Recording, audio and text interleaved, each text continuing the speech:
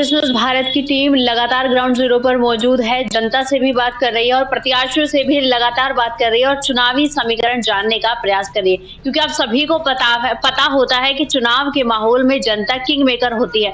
जनता अपना रुख किस तरफ करेगी, आखिरी समय में जाकर पता चलता है कि जनता अपने हाथों में जो ताज लिए हुए है वो किसके सर पर पहनाना चाहेगी, क्योंकि 5 साल लगातार जो भी पार्टी आती है, जिस भी पार्टी की सरकार चलती है, पार्टी हमेशा वादे करती है हम विकास इस तरह से करेंगे, विकास इस तरह से करेंगे, लेकिन जनता अपना निष्कर्ष हमेशा चुनाव के बाद में देती है। हमेशा प्रत्याशियों को झटका लगता है चुनाव के बाद में, क्योंकि पूरी जी तोड़ मेहनत वो चुनाव के समय में करते हैं, लगातार जनता को रिझाने की कोशिश करते हैं। जिस तरह से हम राजस्थान में, लेकिन फिलहाल जयपुर में मौजूद है, सारी विधानसभा जो है कवर करने की कोशिश कर रहे हैं, चुनावी समीकरण जानने की कोशिश कर रहे हैं। इस वक्त फिलहाल एक्सप्रेस न्यूज भारत की मौजूदगी हवा महल विधानसभा में है और हवा महल विधानसभा से प्रत्याशी हैं पप्पू कुरैशी जी।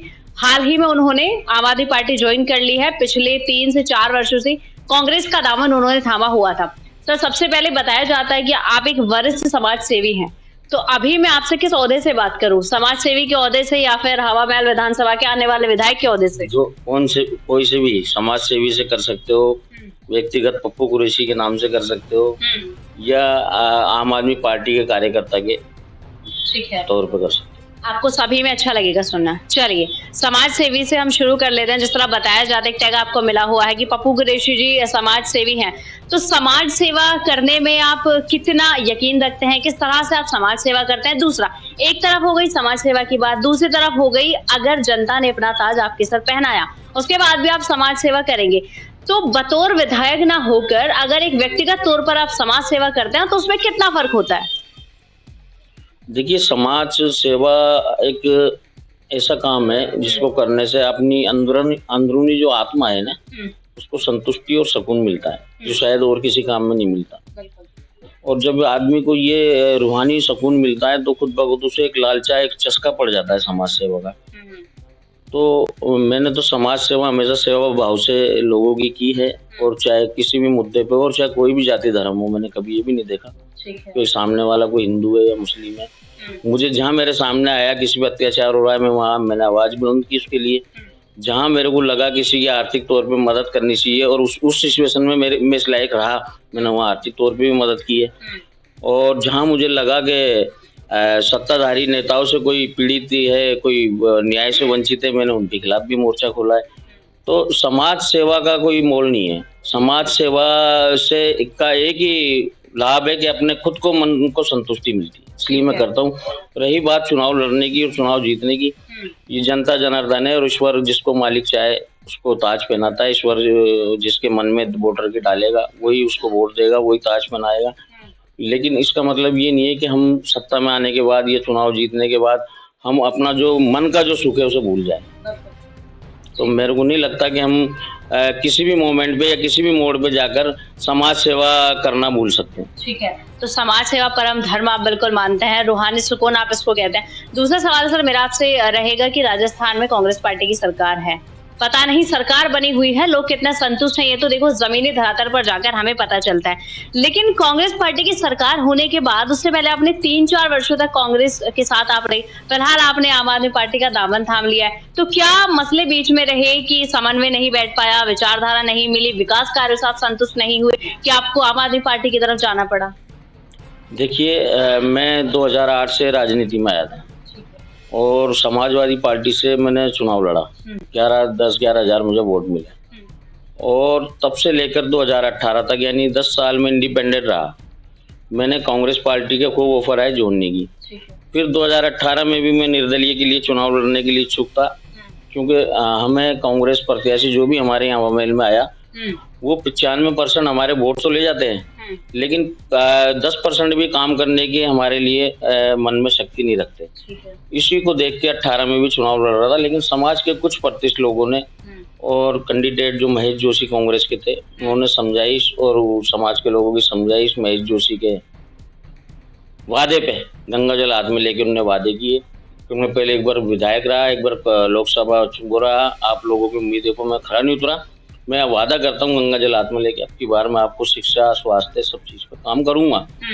लेकिन सरकार बनने के बाद सबसे पहले लॉकडाउन जैसी परिस्थिति आई देश में, तो वहाँ भी वो खरे नहीं उतरे, न लोगों तक राशन पहुँचाने में सक्षम रहे, न लोगों से की समस्याएं सुनने में सक्षम रहे, और न चिकित्सा जैसे मेडिसिन जैसे स्वास्थ्य ऑक्सीजन वगैरह में भी। उसके बाद हमने लॉकडाउन के बाद भी हमने जो है चुनाव के लिए टिकट भी मांगा उनसे, छोटे भाई के लिए निकाय चुनाव में। तो उनकी कुछ मजबूरी थी, जहाँ से हम मांग रहे थे वहाँ से वो किसी से कमेंटमेंट किए हुए थे, लेकिन उस पर हमने एतराज भी नहीं किया। मैंने छोटे भाई को चुनाव लड़ाया निर्दलीय, और 2000 वोटों के समथिंग हम जीते कांग्रेस के टिकट से, मतलब निर्दलीय। उसके बाद जब भी उनसे समाज के हितों में मुद्दों पे बात करते हैं तो वही पुरानी नीति सामने आ जाती है। मतलब उनकी एक ऐसी सोच रहती है कि जो लोग मुझसे जुड़े हुए हैं वो व्यक्तिगत अपने काम निकालो, समाज के मुद्दों पे बात मत करो। और हमारी सोच ये है कि हमारी रूह को, हमारी आत्मा को, हमारे मन को सुकून तब मिलेगा जब हम 5 लोगों के काम कर दें। तो उन्होंने शिक्षा पे ध्यान नहीं दिया, कोई इदारे नहीं खुलवाए स्कूल के, कोई हॉस्पिटल डिस्पेंसरी नहीं खुलवाई, बढ़िया रोड पार्कों का विकास नहीं किया, और जो छोटे मोटे हुए वो पार्षदों ने अपने स्तर पे किए नहीं। तो इसी को लेकर के उनसे मन खट्टा हुआ, और मैं पिछले करीब 1.5-2 साल से उनके खिलाफ मोर्चा भी खोला, कांग्रेस की नीतियों से भी जन जन को अवगत किया। और आम आदमी पार्टी में जाने का ये कारण रहा कि हम जिस विकास के लिए लड़ रहे हैं, अगर हमने देश में देखा तो जो विकास को मॉडल दिल्ली में और पंजाब में जारी। महल विधानसभा की बात करूंगी, क्या ऐसे मुद्दे हैं जिनमें आपको लगता है कि राजनीति एक तरफ छोड़कर समाज सेवा करनी चाहिए, क्योंकि जनता त्रस्त है, तो किन 2-3 मुद्दों से जनता काफी त्रस्त है, और क्या विकास जनता का होना चाहिए, कितनी मूलभूत समस्याएं जो है जनता जिनसे परेशान रहती है? देखिए, पहले तो मैं आपको ये बताऊं, कांग्रेस की नीति आज की प्रदेश में 2 ही पार्टी हैं, पिछले 30 साल से देख रहे हैं हम, पहले 5 साल बीजेपी, 5 साल कांग्रेस। और जिस तरीके के भी पिछले 1-2 साल में पत्ते खुले हैं, ये भी साफ नजर आता है कि दोनों पार्टी मिली हुई है। 5 साल तुम राज करो, हम मौन रहेंगे। आप देखो, अभी 5 साल कांग्रेस थी, 4.5 साल बीजेपी मौन रही, बोलो जितना भ्रष्टाचार करना है करो, कोई जनता के मुद्दों पे आवाज नहीं उठाई। ऐसे ही अगर आगामी अब बीजेपी आ जाती है, 4.5 साल कांग्रेस मौन रहेगी, 6 महीने लास्ट में आकर ये काम करते हैं। अब इन दोनों के बीच में ज्यादातर अल्पसंख्यक वो पिस रहा है, क्योंकि अल्पसंख्यक 95% वोट कांग्रेस को देता है। वो ये मानता है कि बीजेपी हमारी दुश्मन है। कांग्रेस ये मानती है कि ये बीजेपी को तो वोट देते नहीं है, छोटी मोटी कोई पार्टी आती है उनको ये वोट कटवा बता करके नकारने की कोशिश करते हैं समाज में, क्योंकि समाज में पढ़े लिखे लोग कम है हमारे। तो ये हमारे वोट का लाभ तो उठा लेते हैं, हमें सिर्फ एक वोटर तक ही सीमित रख दिया। अब मिली भगत चल रही है, पहले आप करो फिर हम करते हैं, आप करोगे हम चुप रहेंगे, हम करेंगे आप, लेकिन पूरा तोल मोल कर जो है भ्रष्टाचार का हिसाब चल रहा है, क्योंकि अब बीजेपी घेर रही है कांग्रेस को, भ्रष्टाचार चल रहा है। लेकिन सर, अगर मैं इसी भ्रष्टाचार की बात करूं तो कहीं ना कहीं आम आदमी पार्टी भी कटघरे में खड़ी नजर आती है।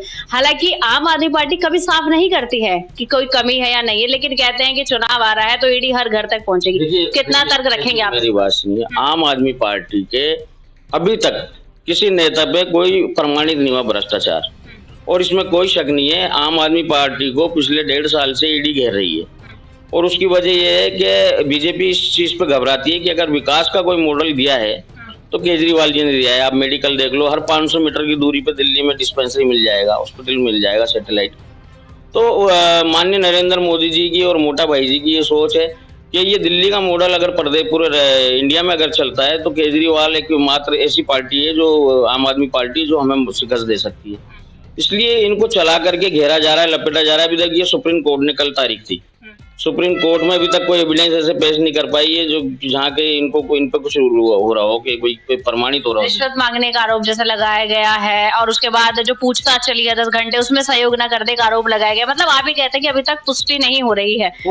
मनीष सिसोदिया जी भी बंद है, कोई पुष्टि नहीं हो रही। देखिए, मैं आपको बता दूं, जो सरकार समाज को विकास पूरा 100% देने की बजाय 110% देने की हिम्मत रखती है, मैं नहीं मानता वो सरकार भ्रष्ट हो सकती है।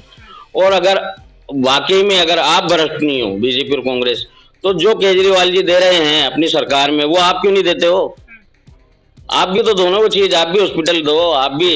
अब देखो, ये लोग धीरे धीरे ना केजरीवाल जी के मॉडल पे आ रहे हैं, तो घर घर चाहती है जनता कि विकल्प मिले जनता को। हाँ, लेकिन मैं एक चीज और कहना चाहूंगा इसके साथ साथ, कि बीजेपी कांग्रेस से जो लोग बिलोंग करते हैं और जिनके 20-20, 30-30 साल से नंबर नहीं आ रहे, मेरा ऐसा मानना है अगर आम आदमी पार्टी प्रदेश में चमकती है तो उनको भी बहुत मोटा फायदा होगा, क्योंकि पार्टियों को ये डर सताएगा कि हमारे कार्यकर्ता जिनको हम 10-20 साल से कुछ दे नहीं पाए, वो ऐसा नहीं हो तीसरे मोर्चे की तरफ ढुले। अच्छा, और इसलिए उन लोगों की भी थोड़ी पार्टी में मजबूती होगी, मेरा ऐसा लगता है, उनको भी फायदा है इसमें। संख्या कम ना हो जाए पार्टी। हाँ, ये। ठीक है, तो जैसे मैंने ऐसा सबसे पहले आपसे बात करी कि बीजेपी पार्टी जिस तरह से लगातार घेर रही है, परीक्षा भर्ती को लेकर भ्रष्टाचार के मामले में घेरे। फिलहाल तो मैं आपसे बातचीत करूं क्योंकि आप छोड़ चुके हैं, आप फिलहाल आम आदमी पार्टी में। आपके अनुसार क्या है यहाँ पर भ्रष्टाचार की परिभाषा, किस तरीके से भ्रष्टाचार परिभाषित होता है? क्या वाकई में जो बीजेपी यहाँ पर आरोप लगा रही है परीक्षा भर्ती को लेकर, बेरोजगारी को लेकर, आप किस तरह से इसको समझाना चाहेंगे? इसमें दो चीजें, बीजेपी अगर भ्रष्टाचार का आरोप लगा रही है ना, तो मैं उसको सही नहीं ठहराता। भ्रष्टाचार तो है, मगर मैं इसलिए सही नहीं ठहराता, जब 4.5 साल लोग करप्शन से पिस रहे थे, भ्रष्टाचार से पिस रहे थे, तब बीजेपी मैदान में क्यों आई? 6 महीने पहले क्यों आई चुनाव के? इसका मतलब मिले हुए हैं। अब आ जाते हैं भ्रष्टाचार पे। भ्रष्टाचार तो है, पेपर लीक से बड़ा तो और भी बहुत सारे मामले में। आप ये देखिए, सचिन जी और गहलोत जी की लड़ाई में गहलोत जी ने पूरी सरकार दबाव में चलाई, और दबाव में चलने का कारण ये रहा कि एमएलए को फुल छूट दी। किसी भी कॉन्स्टिट्यूंसी में चले जाओ प्रदेश की, जहां जहां कांग्रेस के एमएलए रहे वहां भ्रष्टाचार रहा। इसी की वजह है कि एआईसीसी के सर्वे में ये माना गया कि 70-80 एमएलए का चेहरा बदलना चाहती है जनता। अच्छा। क्योंकि भ्रष्टाचार से पीछे, यहाँ तक कि वो न्याय से वंचित रहे, थानों में न्याय नहीं मिला, थानों में जिनकी जेब में गड्डी रही उनकी सुनाई हुई। आम जनता पूरी मोनोपोली चला रखी थी। बिल्कुल बिल्कुल बिल्कुल।